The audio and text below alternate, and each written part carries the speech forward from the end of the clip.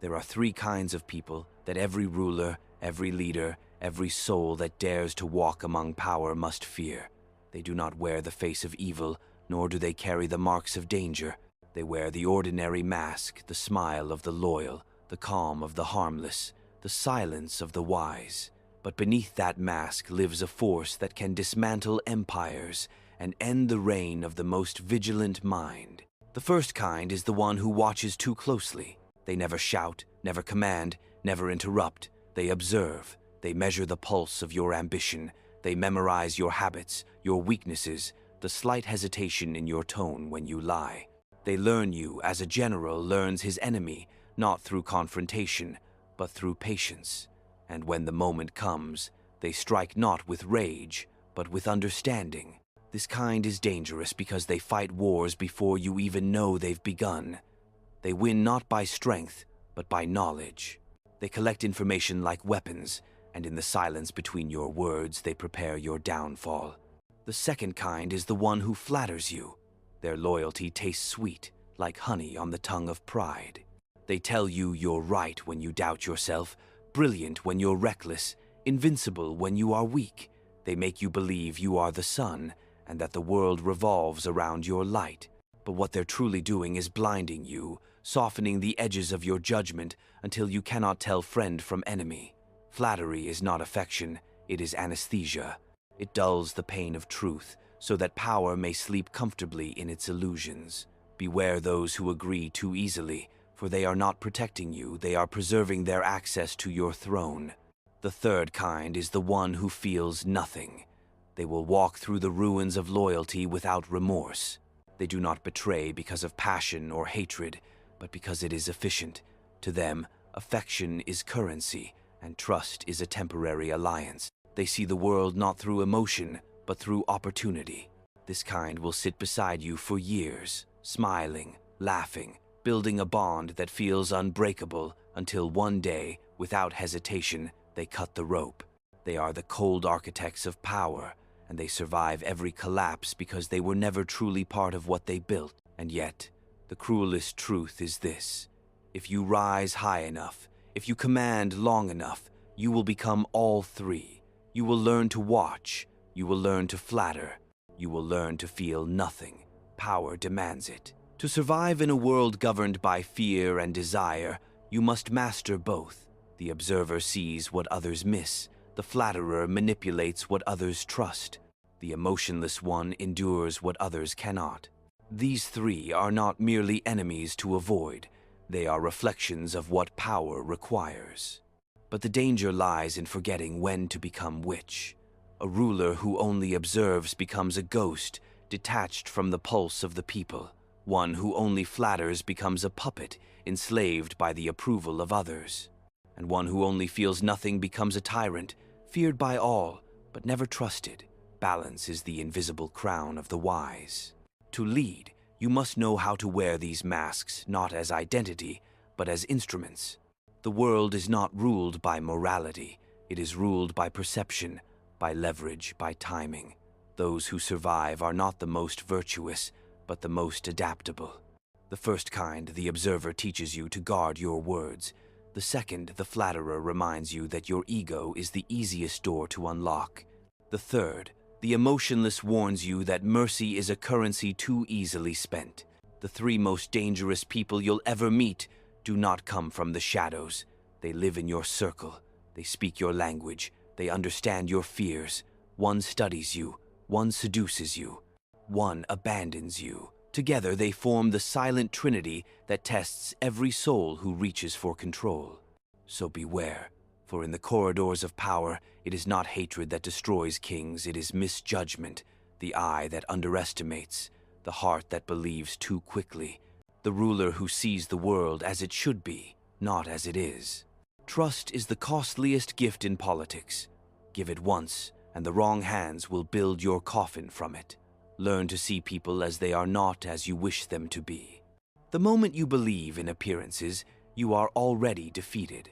Because the truly dangerous ones, the watchers, the flatterers, the cold, are not born as enemies. They are born as mirrors. And if you look long enough, you will see your own reflection staring back.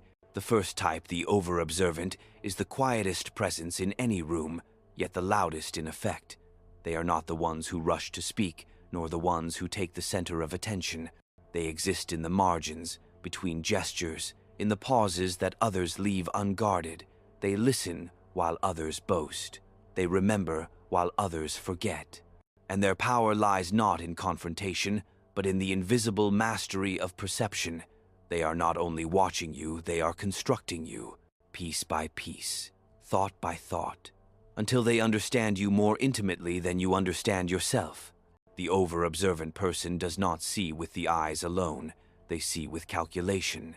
They train their gaze not on the grand spectacle of what is said, but on the microscopic tremors that betray what is hidden. A tremble in the hand, a breath delayed before a lie, the subtle shift in tone when fear enters the room. These are the hieroglyphs they translate into knowledge. And in the theater of politics, knowledge is not merely power, it is control, because control begins not when you command others, but when you predict them. This type rarely shows emotion, because emotion reveals pattern. To remain unreadable is to remain undefeated. They speak little, for words are trails that lead back to intention. They prefer silence, because silence cannot be misquoted. When they finally do speak, their words carry the precision of a blade, few, deliberate, and often fatal to the illusions of those around them. It is not that they despise others, rather, they study others, as a physician studies disease detached, clinical, fascinated by the symptoms of weakness. In the presence of the over-observant, one feels a strange unease. You cannot quite explain it, but you sense that every word you say is being recorded, dissected, filed away. They nod while you speak, yet behind that nod lies a quiet ledger of your contradictions. They are not judging you in the moral sense, they are mapping you. Your confidence, your insecurity, your hunger for validation, all noted, all stored. And in time, when advantage demands it, they will recall these details with surgical precision. The over-observant are masters of psychological patience. They understand that most people betray themselves not through action, but through repetition. Give a man enough time, and he will reveal his pattern. Give a leader enough victories, and he will reveal his pride. Give a friend enough trust, and he will reveal his ambition. This type waits for those revelations, like a hunter waits for movement in the tall grass. They know that power often defeats itself through the arrogance of being seen. In politics and leadership, these observers are both indispensable and dangerous. Indispensable because they can see what others overlook: the unspoken motives behind alliances, the subtle frictions that precede betrayal, the hidden resentments that can ignite revolts. Dangerous because they are immune to loyalty. Their allegiance is not to people but to truth, or rather, to utility. They align themselves with whoever offers them the richest data, the clearest pattern, the highest vantage point. If they stand beside you, it is because you are useful to their observation. Once you cease to be, they drift away without sentiment, seeking the next specimen. History has been shaped more by such watchers than by warriors. Every tyrant had one near him, the quiet advisor who said little but saw much, the scribe who recorded not only decrees but reactions, the courtier who could read a glance and know the fate of a kingdom. Their weapon is not the sword, nor the speech, but the stillness of attention. To be seen by such a person is to be partially conquered, for they transform your predictability into their power. Their greatest advantage lies in the illusion of harmlessness. They do not look threatening. They often appear thoughtful, even shy. People confide in them because silence feels safe, until that silence becomes evidence. They never argue, for argument reveals position. Instead, they allow others to argue, to expose themselves in passion and error. And when the storm passes, it is the observer who collects what remains. The knowledge of who can be moved by anger, who is ruled by vanity, who will trade principle for approval. The over-observant are not creators of chaos, they are readers of it. While others drown in emotion, they map the current. In a crisis, they do not panic, they measure. They know that the moment of confusion is when the careless reveal themselves, when orders are given too fast, when blame is assigned too soon. It is in those moments they gather the most valuable intelligence, the anatomy of fear. What makes them truly dangerous is their immunity to emotional contagion. Most people mirror the moods of those around them. Joy spreads, anger infects, panic multiplies. The over-observant remain untouched. Their calmness in crisis is not courage but distance. They are never in the event. They are above it, recording it, already learning how to use it. And because of that, they rarely lose twice. For a leader, the lesson is double-edged. One must cultivate the capacity to observe without being devoured by empathy. To rule is to perceive the invisible, the motives behind the gestures, the strategies behind the praise. Yet, to become only an observer is to lose the ability to inspire, to command, to act. The observer must one day step into the field, and when he does, he risks being seen and therefore known. Beware of those who never speak first. They are not silent because they have nothing to say, but because they are measuring the terrain of your mind. They will know when to agree, when to disagree, when to disappear, each decision rooted not in impulse, but in advantage. They are the chess players of human nature, and every move you make becomes their next study. The wise learn from them, the foolish confide in them. And yet, the paradox remains, for in a world of deceit, the over-observant are the most reliable narrators of truth, even as they weaponize it. They can save you or destroy you, often by the same act, by showing you exactly who you are. But even they, the watchers of the realm, have their own blind spot, a weakness more insidious than any they detect in others. And to understand that flaw, one must first meet the second type, the flatterer, whose soft words blind even the sharpest eyes. The second type, the flatterer, is the most seductive enemy of truth and the most intoxicating companion of power. They approach not with swords, but with praise, not with argument, but with agreement. They are gentle in tone, elegant in manner, and lethal in effect. Their purpose is not to conquer you by force, but to lull you into surrender. Where the over-observant studies you in silence, the flatterer dissolves your defenses through sweetness. And while one dissects your mind, the other intoxicates your pride. Flattery is the oldest poison known to rulers. It does not burn or choke, it warms. It tells you that you are wise, unique, destined, irreplaceable. It transforms your reflection into prophecy. The flatterer understands something fundamental about human nature, that the hunger to be seen as great is stronger than the hunger to be great. And so they feed that appetite until it consumes all reason. They whisper the words that align perfectly with your desires. They confirm your suspicions. They mirror your ambitions. They make you feel not merely right, but divine. Every ruler, every leader, every person who holds even a flicker of influence will face this temptation. The danger of flattery is not in its falseness, but in its usefulness. For a time it seems to build morale, to unite the circle around you, to reinforce your authority. But slowly, it begins to distort the mirror of judgment. You no longer hear the truth, only the echoes of your own ego. You surround yourself with voices that please you, not those that challenge you. And from that moment, downfall becomes inevitable. The flatterer's skill lies in studying your vanity as the observer studies your weakness. They know which parts of you crave validation. They know the wounds that power hides, the need to be loved despite command, the yearning to be praised despite cruelty, the desire to be remembered as noble even when ruthless. They whisper to those wounds until they mistake poison for balm. Their gift is not persuasion but reflection. They make you love yourself, and through that love, they gain dominion over you. Flattery often disguises itself as loyalty. The flatterer does not oppose your will. They anticipate it. They do not question your decision. They glorify it. They do not correct your mistakes. They reinterpret them as vision. Every failure becomes the fault of circumstance. Every cruelty becomes strategy. Every hesitation becomes wisdom. In time, you no longer seek truth, you seek applause. And when truth does appear, it feels like an insult. That is the moment the ruler becomes deaf. Beware the circle that grows too quiet, the room where every nod agrees, the council where every face smiles. That silence is not peace, it is suffocation. It means you are no longer feared, nor respected, only managed.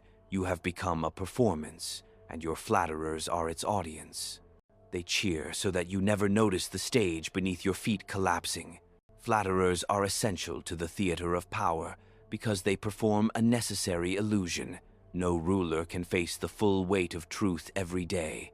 The burden of command requires moments of fiction, the belief that one's decisions are just, that one's wars are noble, that one's enemies are evil. The flatterer feeds those illusions just enough to sustain the will to act, but when that nourishment turns to addiction, the line between self-belief and self-destruction disappears. They are dangerous not because they lie, but because they choose which truth to emphasize. Every praise hides a calculation. What do they gain by saying it? What protection, what access, what advantage? The more you need to be believed in, the more they will believe in you. The more you crave reassurance, the more lavishly they will provide it. In this way, flattery becomes the most efficient form of control, the chain forged not from iron, but from affection. Flatterers thrive in the ecosystem of insecurity. A confident man can recognize honesty even when it wounds. But a man driven by doubt will seek comfort in deception. The flatterer detects that vulnerability instantly. They know that the most powerful often feel the most fragile, that kings fear irrelevance, that leaders fear exposure, that the strong fear being forgotten. So they offer remembrance, legacy, eternal admiration. They make you feel like your name will echo through centuries, when in truth it is already fading in the applause of their own convenience. Flattery is most fatal when it disguises itself as faith. The one who claims to see your greatness as destiny, who insists your instincts are divine, who says they believe in you completely, that is the one digging the deepest hole beneath your feet. The wise ruler listens most carefully to those who hesitate before they praise, for hesitation is the mark of thought. Instant approval is the signature of deceit. To resist flattery is to resist the softest tyranny. It requires discipline to listen to the unpleasant, to value contradiction, to reward truth even when it offends. But without that discipline, every empire becomes a mirror palace, beautiful, hollow, echoing with illusions. In such halls, truth dies quietly, replaced by affirmation. And when truth dies, so too does power. For no man can govern others who cannot govern his own pride. The flatterer will always exist because power always needs comfort. They are drawn to influence as moths to light, and just like moths, they feed until the flame devours them too. Yet the wise ruler understands their utility. Use the flatterer as you would use perfume enough to mask the stench of cynicism, never enough to drown in it. Let them praise you in public, but let the honest man correct you in private. The moment you reverse this order, your reign begins to rot. The over-observant taught you that knowledge is power. The flatterer now teaches you that pleasure is corruption. And when the two meet, when the one who watches learns to flatter you, face a mind that can both read and seduce, predict and manipulate, that union gives birth to the most dangerous of all, the one who feels nothing. The third kind, the cold architect who survives every fall because his heart has long since stopped beating. The third type, the emotionless, stands at the highest and coldest point of human power. They are not driven by passion, nor restrained by conscience. They are carved from calculation, pure, deliberate, unfeeling. If the over-observant is the eye and the flatterer is the voice, then the emotionless one is the hand, the executor of necessity. They are not born that way.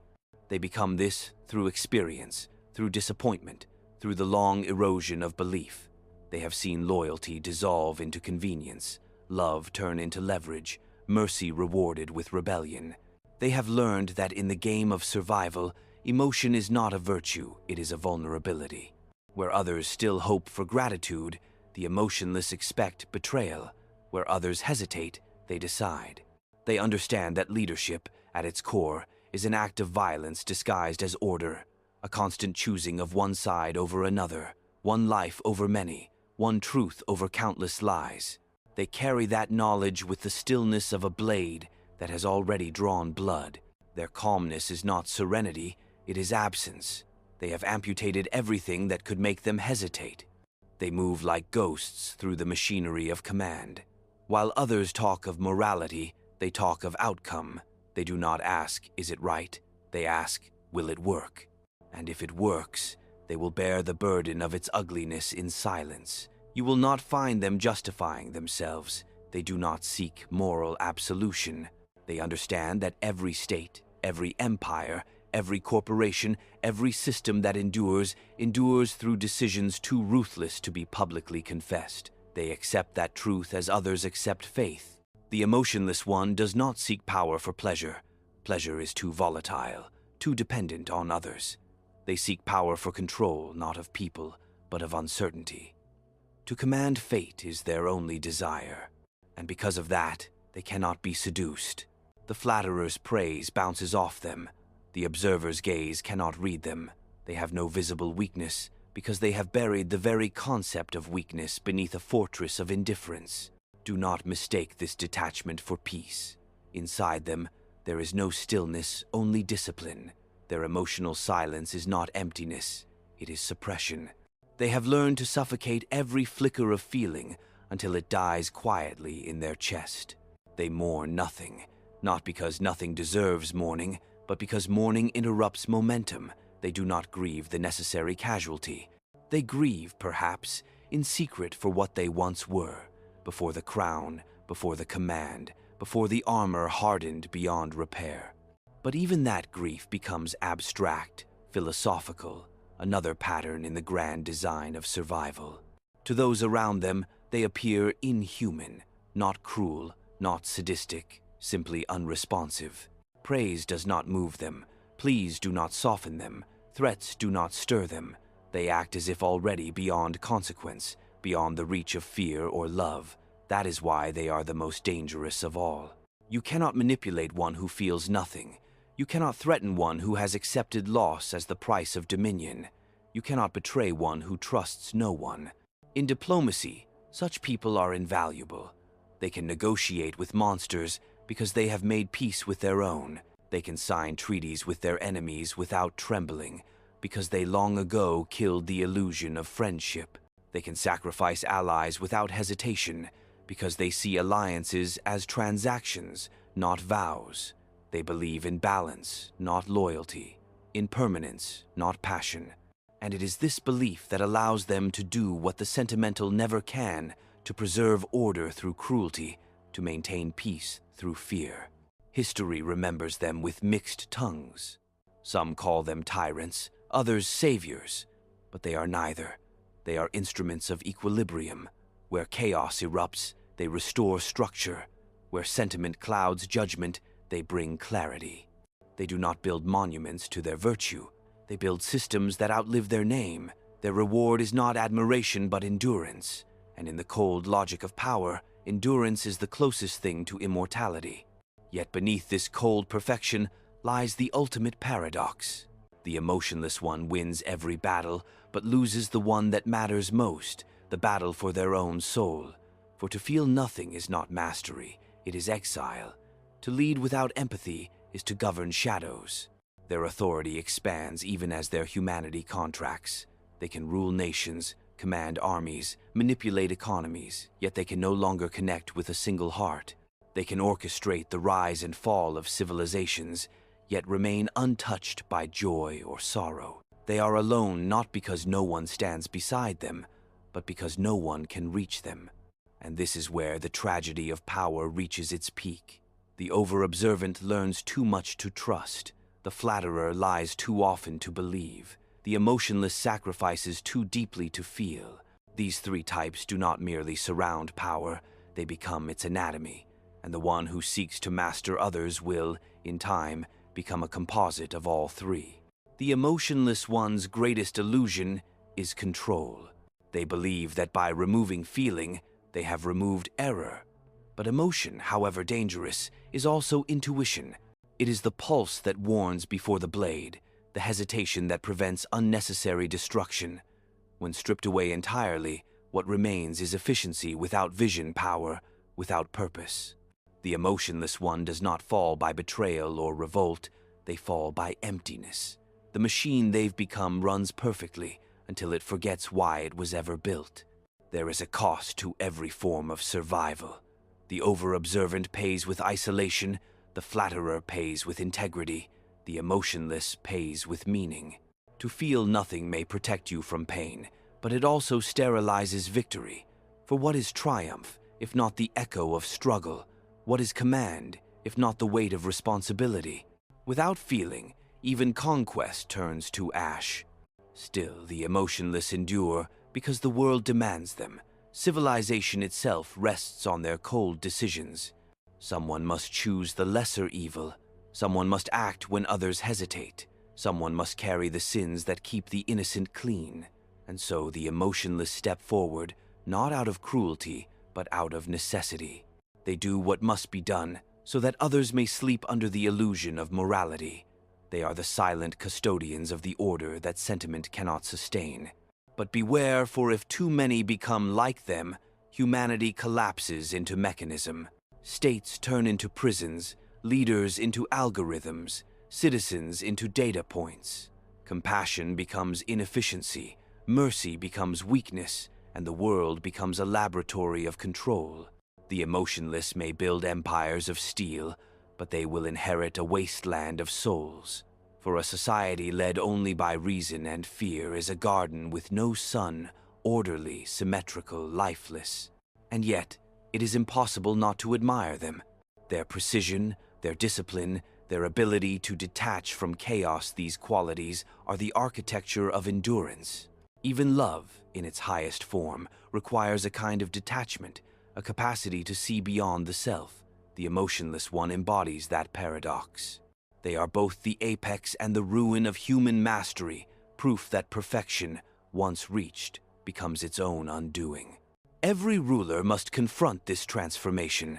There comes a moment when the heart becomes too heavy, when betrayal has repeated too many times, when faith has been broken once too often. In that moment, something in the leader dies quietly. It is not visible to others, not even to their closest allies. But inside, the line between choice and compulsion fades. They no longer act because they want to, but because they must. It is at this point that power stops being a pursuit and becomes a burden.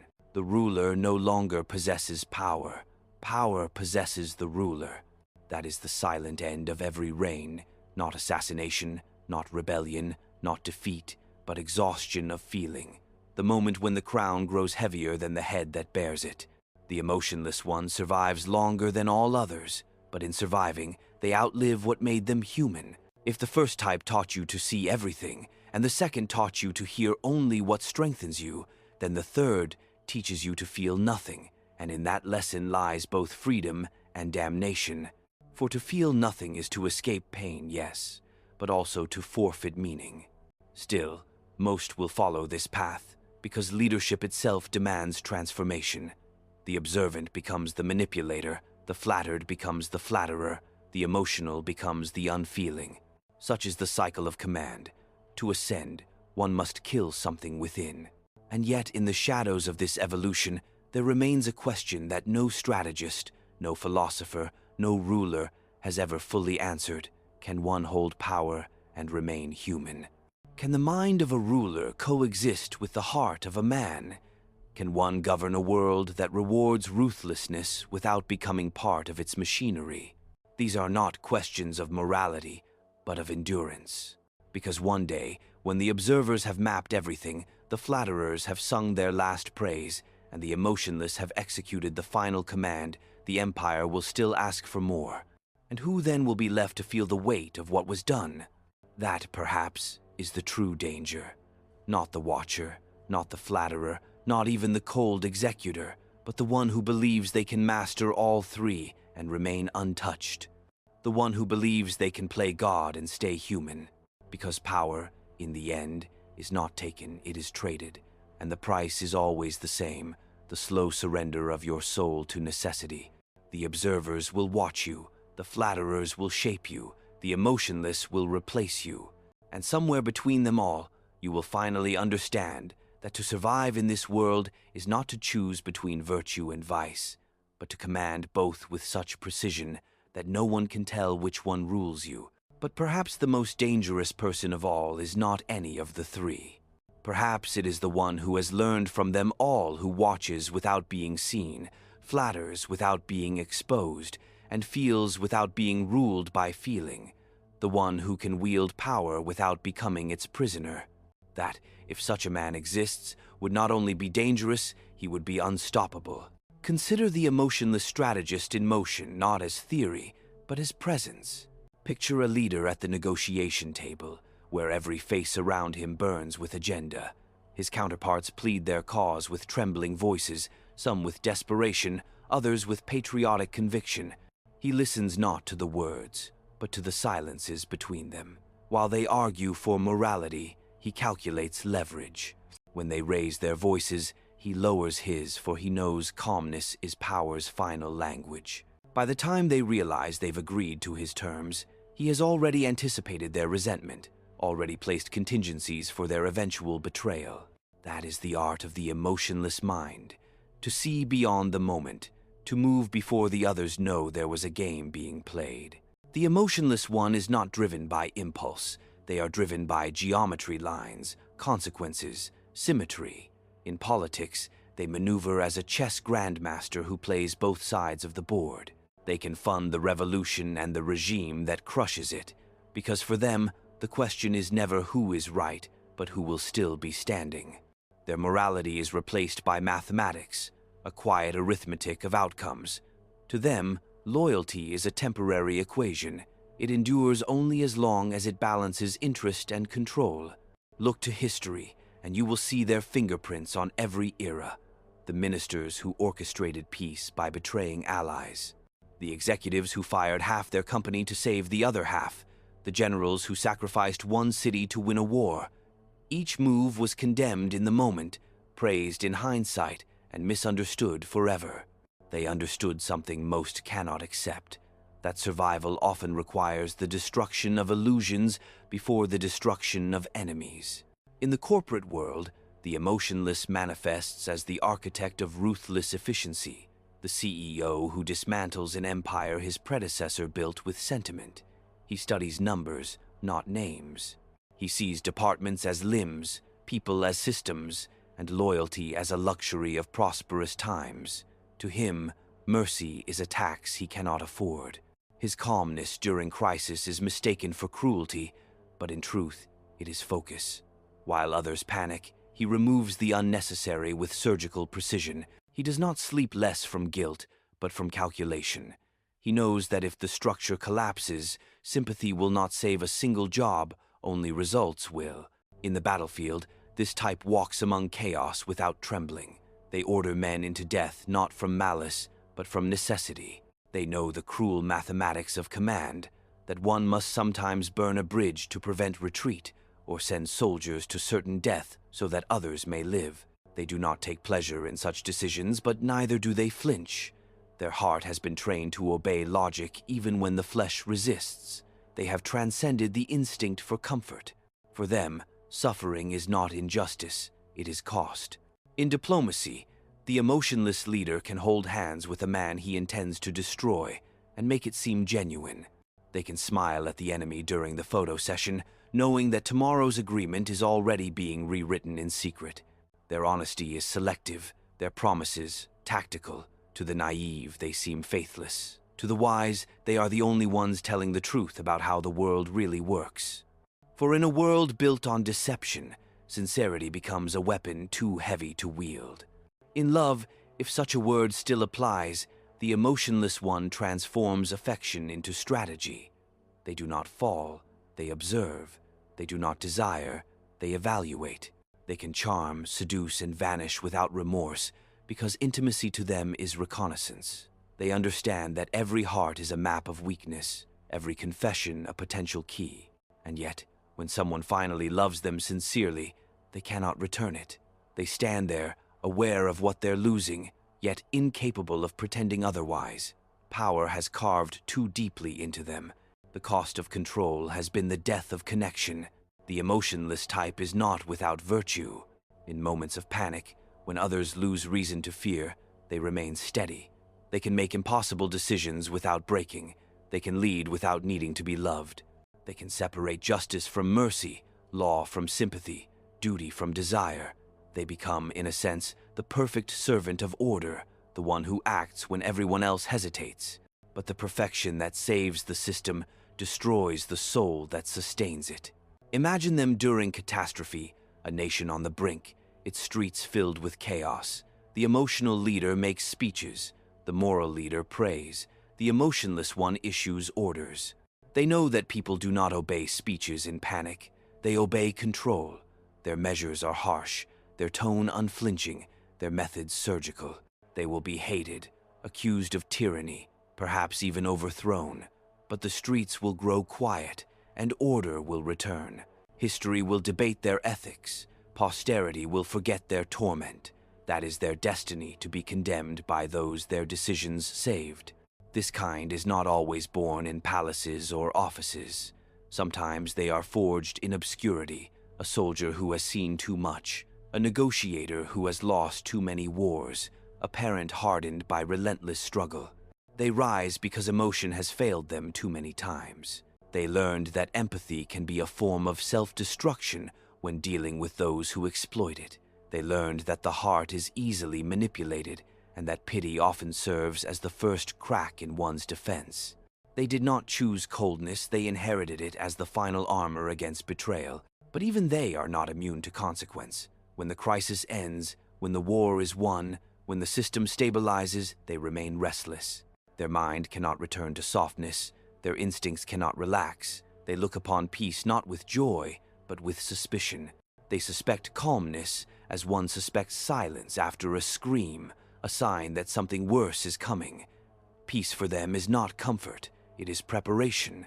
And so they remain forever in battle, even when the battlefield has disappeared. The emotionless one governs the future because they have already abandoned the past. They are not haunted by memory, they are guided by necessity. Their strength is terrifying because it feels endless, but it is not. It feeds on sacrifice. Every decision consumes another fragment of what once made them human. Every command leaves behind a ghost of the person they used to be. And when they are finally alone, surrounded by the ruins of victories and the silence of obedience, they will look upon all they have built and feel nothing. That emptiness is the final truth of control. For the emotionless one does not fear failure, they fear irrelevance. They know that when the machine they've built no longer needs them, they will be discarded like all tools of necessity. They will be replaced by the next cold successor, who learned from their efficiency but never their pain. Such is the endless chain of pragmatic power, each generation colder than the one before.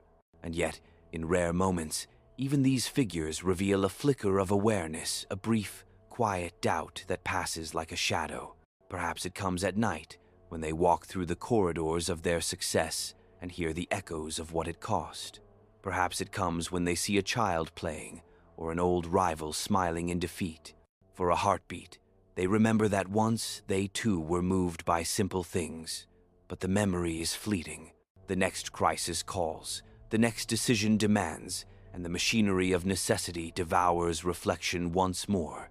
The emotionless one is not a villain. They are a consequence of chaos, of betrayal, of human frailty. They exist because the world produces more deception than truth, more conflict than resolution. When humanity grows tired of bleeding for ideals, it turns to those who no longer feel. It crowns them not for their kindness, but for their consistency. And so they rise, again and again, as the cold custodians of order. But remember this, every empire, every corporation, every movement eventually suffers the same disease, the belief that efficiency can replace empathy. The emotionless will hold it together longer than anyone else, yes, but the cost will always be the same, a hollow world, quiet and obedient, but drained of meaning.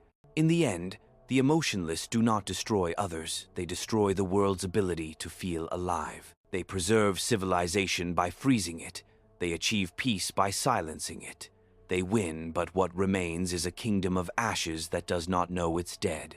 And yet, from the ruin they leave behind, something always stirs again: the return of feeling, the rebellion of heart against the machinery of control.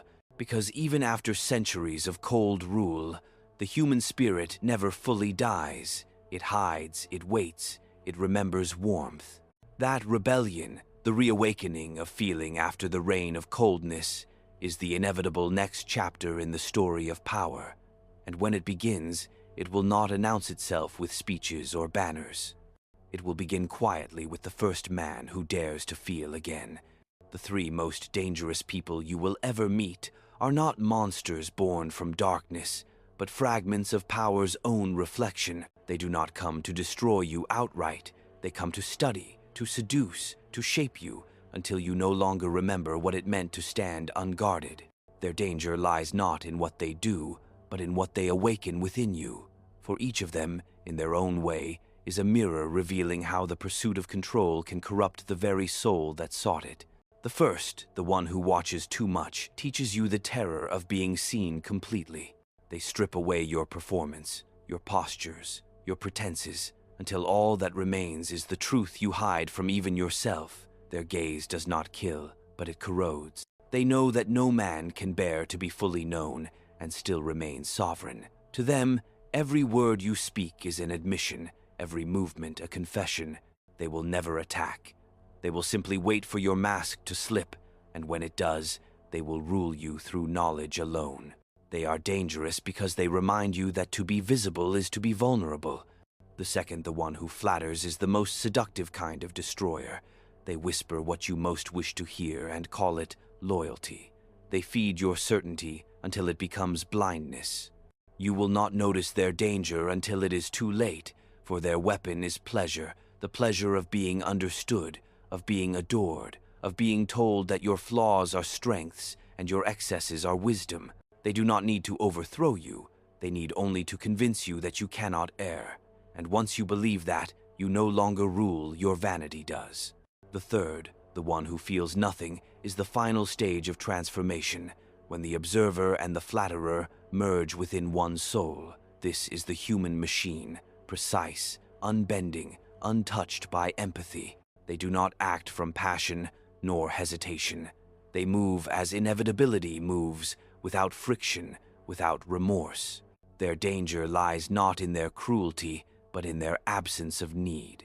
You cannot threaten what does not crave. You cannot corrupt what does not desire. You cannot appeal to conscience in one who has buried it for efficiency. They are the perfect vessel for necessity, and necessity is the coldest god. These three types do not merely cross your path by chance. They are the instruments through which the world tests your power. They appear in cycles, each one pulling you deeper into the labyrinth of self-deception. First, you are watched. Then, you are praised. Finally, you are emptied. It is the natural progression of those who rise too high to move from scrutiny to worship to isolation. That is why you must recognize them not only as enemies, but as warnings. Each reveals a stage of your own corruption. Each exposes a hidden weakness within your will. The over-observant teaches you that transparency is death. Guard what you think, conceal what you feel, and never let others read your doubts. But in doing so, you begin to suffocate your humanity. The flatterer teaches you that adoration is a drug. Reject it, or it will lull your mind into obedience. But in rejecting it, you may begin to despise all affection, mistaking sincerity for manipulation. The emotionless teaches you that control demands sacrifice. And once you have mastered detachment, you will realize the cruel irony that you can control everything except your own emptiness. The most dangerous people you will ever meet are therefore not external threats. They are psychological contagions. Their influence seeps into your instincts, shaping your perception of others until paranoia replaces trust, suspicion replaces connection, and indifference replaces feeling. They do not wound you by force. They transform you by influence. In time, you begin to imitate them, watching without warmth, speaking without truth, acting without empathy. You become a reflection of what you feared. True power, if it is to endure, must confront these three without becoming them. It must know observation without obsession, confidence without flattery, detachment without dehumanization. Few achieve this equilibrium. Most are consumed by one of the three forces: the mind that overanalyzes until it paralyzes, the ego that inflates until it bursts, or the heart that freezes until nothing matters. To escape this trinity, one must understand the law beneath it, that every strength, taken too far, becomes its opposite. Awareness becomes paranoia, praise becomes delusion, discipline becomes numbness. That is how power devours itself, not through enemies, but through excess. The most dangerous people reveal where your excess lies. They are not accidents, they are symptoms. You attract them according to the imbalance within you. The observer finds the one who hides. The flatterer finds the one who doubts. The emotionless finds the one who feels too deeply and is ashamed of it. They appear as external forces, but they are drawn to the flaws you carry in silence. That is why you must study them, not hate them.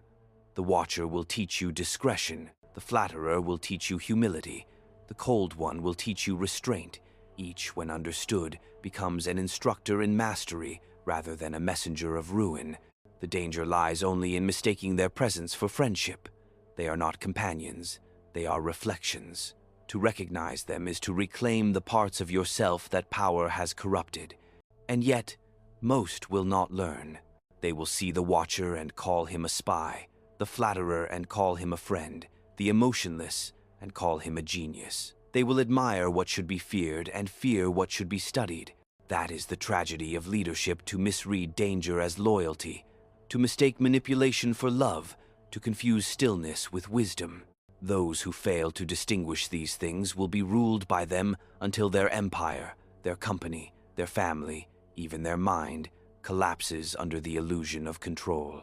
The three most dangerous people you will ever meet exist everywhere: in governments, in corporations, in families, in faiths. But they also exist within you. Every time you observe without compassion, you become the first. Every time you manipulate affection for gain, you become the second. Every time you silence your conscience in the name of logic, you become the third. This is the secret every ruler eventually learns. The battlefield was never outside. The true war has always been within. To beware of them, then, is to beware of the parts of yourself that seek survival more than truth. For the path of power, if walked without reflection, leads every man to the same destination: to watch too closely, to trust too easily, and to feel too little. And when that happens, when you can no longer distinguish the mirror from the enemy, you will understand that the three most dangerous people you will ever meet were never strangers at all. They were only the versions of yourself waiting for permission to take control. And so the warning becomes intimate. The three most dangerous people you will ever meet are not always outside your walls. They are the shadows cast by your own choices, the echoes of ambition untempered by reflection. The observer waits in the corners of your mind, cataloging every hesitation, every inconsistency. The flatterer whispers your desires back to you, polishing illusions until they feel real. The emotionless waits in the hollowed spaces where feeling once lived, ready to claim the ground your heart abandons. To confront them is to confront yourself. Every decision you make is a step on a narrow bridge between vigilance and obsession, between pride and delusion, between discipline and numbness. They teach that power is a teacher, not a friend, that authority is a mirror, not a gift, that survival is a crucible in which even the strongest flame may be extinguished if it burns without restraint. The lesson is simple, yet rarely mastered. See clearly, but do not be consumed by what you see. Listen, but do not let praise blind you. Act, but do not let necessity harden you into stone. These are the skills of the sovereign mind, the art of wielding influence without surrendering the self entirely. And in this understanding lies true defense. You cannot remove these forces from the world, but you can navigate them. You cannot destroy them, but you can learn to recognize their reflection in yourself. Power is never safe, loyalty never absolute, and emotion never guaranteed. But awareness, the awareness of these three dangers, both outside and within, is the only armor that endures. Beware, therefore, not only of the watcher, the flatterer, and the cold. Beware most of the moment you see them and fail to recognize your own reflection staring back. For in that recognition lies the edge between survival and surrender, between mastery and ruin, between the ruler and the ruled. And so it comes to this. The three most dangerous people you will ever meet are not merely opponents, they are inevitabilities. They inhabit the corridors of power, the circles of influence, the quiet moments of reflection when you think yourself alone. They test your judgment, probe your ambition, and reveal the fractures in your will. They are not defeated by strategy, nor overpowered by strength. They are survived only by awareness, by discipline, by the relentless examination of one's own instincts. The Watcher reminds you that nothing escapes notice, that every action carries consequence, that every word you utter is a map of your inner architecture. The Flatterer reminds you that desire clouds reason, that praise can deceive, that vanity is a trap dressed as affirmation. The Emotionless reminds you that efficiency demands sacrifice, that necessity may demand cruelty, and that control without conscience leaves a kingdom ordered but hollow. To confront them is to confront yourself. To navigate the world of power is to balance vigilance with compassion, discernment with humility, calculation with restraint. One must learn to see without obsession, to hear without delusion, to act without abandoning feeling entirely. Only then can one move through influence unbroken, untamed, and unclaimed by the very forces that shape it. The ultimate danger lies not in their presence, but in your failure to recognize their reflection within you. Every observer you fear, every flatterer you trust, every cold executor you envy, they are already present in your mind, waiting for pride to let them rule. Survival, mastery, true command, they are granted not to the strongest, nor to the cleverest, but to the one who can endure the truth of what these three people reveal. That power is as much a mirror as it is a weapon, and that the hardest battle a ruler will ever fight is not against others, but against the shadows within themselves. Beware them, learn from them, and never forget that the most dangerous person you will ever meet may be the reflection staring back at you.